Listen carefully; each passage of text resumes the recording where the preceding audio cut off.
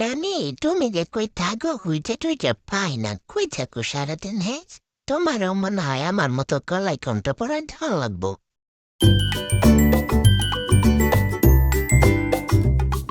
বাইরে তো জীবনে আহি না, এর লেগা জানি না বাইরে কি কি আছে, কিন্তু আজকাইয়া দেখি ওরে বাপরে বাপ একবারে বড় বড় সব এলাকার ডন।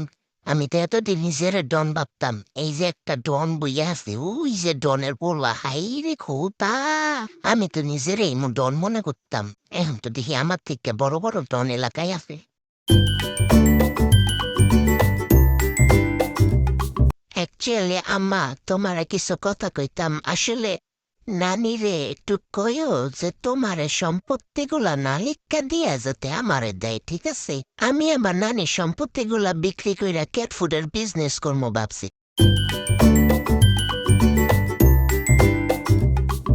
এমন জায়গায় লুকাইছি আইসকা, কেউ খুঁজা পাইব না, কেউ না। আমার মা, নানি কেউ পাইব না। নানি থাকলে কাইন্দা বাসায় দিব, আমার খুঁজাই পাইব না কই আসি। বেড়ি সারাদিন খালি আমার লগে শত্রুতা করে, এখন বলো মজা কেমন লাগে? আমি কই আসি কাউরেই কমো না।